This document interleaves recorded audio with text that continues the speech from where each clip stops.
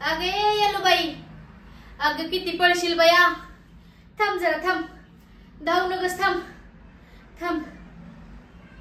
किती बी धावलीस का नाही, इथं समधीकडं तुझ्या पावलासनी मारतीच लागणार आहे. इथं काय तुझ्या पावलांचं सोनं नाही होणार.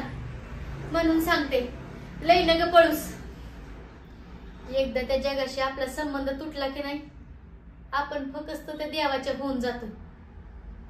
आणि जे आपल्या नशिबात भोग वाढून ठेवलेत ना, देवाचा प्रसाद म्हणायचं आणि गप गुमान गिळून टाकायचं.